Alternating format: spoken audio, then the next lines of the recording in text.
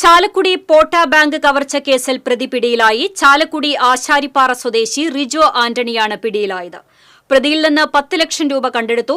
Thrissur rural പോലീസാണ് പ്രതിയെ പിടികൂടിയത്. വെള്ളിയാഴ്ച ഉച്ചതിരിഞ്ഞായിരുന്നു ബാങ്ക് ജീവനക്കാരെ കത്തികാട്ടി ഭീഷണിപ്പെടുത്തിയ ശേഷം ബന്ദിയാക്കി 15 ലക്ഷം രൂപ കവർന്നത്.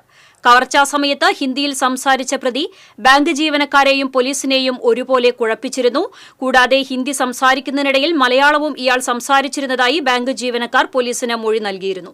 അന്വേഷണ സംഘത്തെ വഴിതെറ്റിക്കുന്നതിനായി ശ്രമിച്ച പ്രതി മലയാളിയാണെന്ന് പോലീസ് തിരിച്ചറിഞ്ഞു. സിസിടിവി ദൃശ്യങ്ങൾ അന്വേഷണത്തിന് നിർണായകമായി മാറി.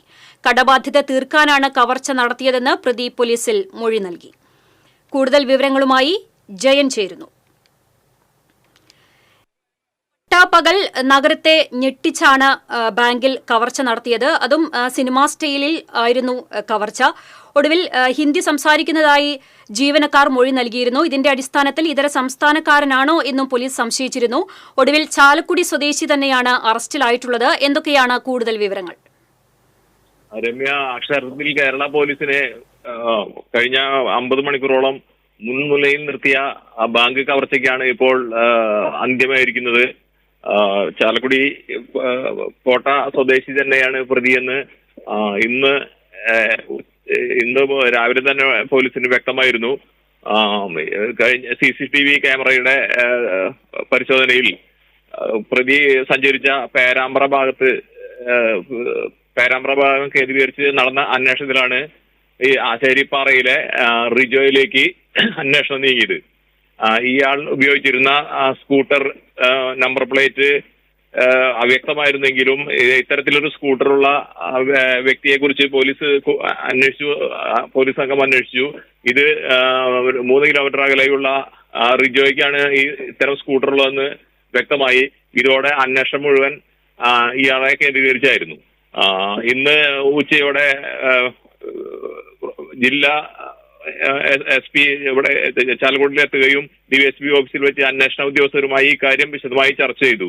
തുടർന്നാണ് പോട്ടയിലെ ഇയാളുടെ വീട്, ആശാരിപ്പാറ കുളത്തിന് മുകളിലുള്ള ഇയാളുടെ വീട് കേന്ദ്രീകരിച്ച് അന്വേഷണം മുഴുവൻ നീങ്ങിയത്. ഈ സമയം ഇന്ന് വൈകിട്ട് ഇവിടെ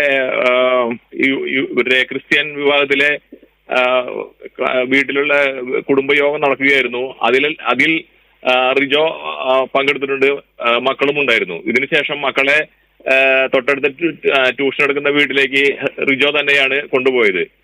ഇയാളുടെ ഭാര്യ ഇപ്പോൾ വിദേശത്ത് ജോലി ചെയ്യുകയാണ്. പോലീസ് ഈ ഭാഗത്ത് പ്രത്യേകിച്ച് ഇവിടെ റോന്ത് ചുറ്റുകയും ഒടുവിൽ 6 മണിയോടെ, ഏകദേശം 6 മണിക്ക് ശേഷം ഇയാളുടെ വീട് വളയുകയുമായിരുന്നു. പെട്ടെന്ന് പോലീസിനെ കണ്ട ഇയാൾ അമ്പരന്ന് പോയി. കാരണം ഇത്തരത്തിലൊരു പിടികൂടപ്പെടുമെന്നൊരു പ്രതീക്ഷ ഇയാൾക്കുണ്ടായിരുന്നില്ല. അത്രയും കൃത്യമായ ആസൂത്രണമായിരുന്നു ഇയാൾ ബാങ്ക് കവർച്ചയ്ക്ക് നടത്തിയിരുന്നത്. ഏകദേശം ഒരു മാസത്തെ പരിശീലനം ഉണ്ടായെന്നാണ് ഇയാൾ പോലീസിനോട് പറഞ്ഞിരിക്കുന്നത്.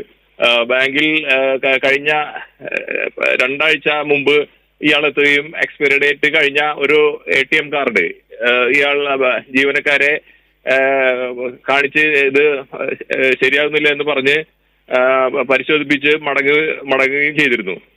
കഴിഞ്ഞ 15 ദിവസത്തിനുള്ളിൽ ബാങ്കിൽ എത്തിയ എല്ലാ ഇടപാടുകാരുടെയും പേര് വിവരങ്ങൾ ഉദ്യോഗസ്ഥ സംഘം ബാങ്കിൽ നിന്നും ശേഖരിച്ചു. ബാങ്കിലെ നിരീക്ഷണ ക്യാമറകളിൽ നിന്ന് ഇത് പരിശോധിച്ചു. അത് റിജോയ് ഇവിടെ എത്തി ഇത്തരം കേടുവന്ന ATM കാർഡ് പരിശോധിപ്പിച്ചു എന്ന വിവരം ലഭിച്ചതോടെ ഇന്നത്തെ ഈ അന്വേഷണം കൂടി ആയപ്പോൾ നേരെ അത് അന്വേഷണത്തിന്റെ കുന്തമുന റിജോയിലേക്ക് തന്നെ കേന്ദ്രീകരിക്കുകയായിരുന്നു. ഇതാണ് ഇന്ന് ഇയാൾ കുടുങ്ങാനുള്ള ആദ്യത്തെ ചൂണ്ടുപലകയായി മാറിയത്. യഥാർത്ഥത്തിൽ ഇയാൾ ആഡംബര ജീവിതം നയിച്ച ഒരു വ്യക്തിയാണെന്നാണ് വിവരം പുറത്തു വരുന്നത്.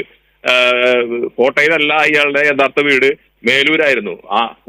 വളരെ ഉയർന്ന നിലവാരത്തിൽ ജീവിക്കുന്ന ഇയാൾ ഓൺലൈൻ ബിസിനസ്സും മറ്റും നടത്തി കടബാധ്യതയിൽപ്പെടുകയായിരുന്നതാണ് നമുക്കിപ്പോൾ ലഭിക്കുന്ന വിവരം.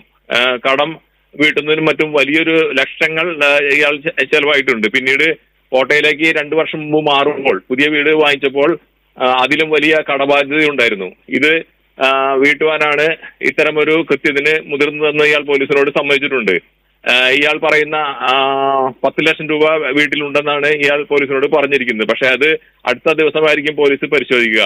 2,90,000 രൂപ ഒരു വ്യക്തിക്ക് കടം വീട്ടാൻ നൽകിയെന്നും ഇയാൾ പറയുന്നുണ്ട്. പക്ഷെ അത് പോലീസ് അത്ര മുഖവിലക്കെടുത്തിട്ടില്ല. നാളെയായിരിക്കും അതിന്റെ തുടർ നടപടികൾ ഉണ്ടാകുക. എന്ത് തന്നെയൊക്കെ ആയാലും കേരള പോലീസിനെ സംബന്ധിച്ച് ഇതൊരു വലിയ നാണക്കേടായി മാറിയിരുന്നു. പട്ടാപ്പകൽ ഒരാൾ ബാങ്കിലെത്തി ഒരു ചെറിയ കറിക്കത്തി ഉപയോഗിച്ച് ജീവനക്കാരെ മുൾമുനയിൽ നിർത്തിക്കൊണ്ട് 15 ലക്ഷം രൂപ തട്ടിയെടുത്ത് കടന്നു കളഞ്ഞ സംഭവം പോലീസിന് വളരെയേറെ നാണക്കേടുണ്ടാക്കിയ ഒന്നാണ്. 28-അംഗ സംഘം രൂപീകരിച്ച് വലിയ രീതിയിൽ പോലീസ് അന്വേഷണം നടത്തുമ്പോൾ മറ്റ് ജില്ലയിലെയും ഇതര പോലീസ് സ്റ്റേഷനിലെയും എല്ലാ ഉദ്യോഗസ്ഥരും അവരുടേതായ നിലയ്ക്ക് വലിയ അന്വേഷണം നടത്തി വന്നിരുന്നു. പക്ഷെ ഇന്ന് രാവിലെ മുതലാണ് പ്രതി ചാലക്കുടി സ്വദേശിയാണെന്നുള്ള വിവരം പോലീസിന് ലഭിച്ചതും അന്വേഷണം ഇയാളിലേക്ക് നീങ്ങിയതും രമ്യ.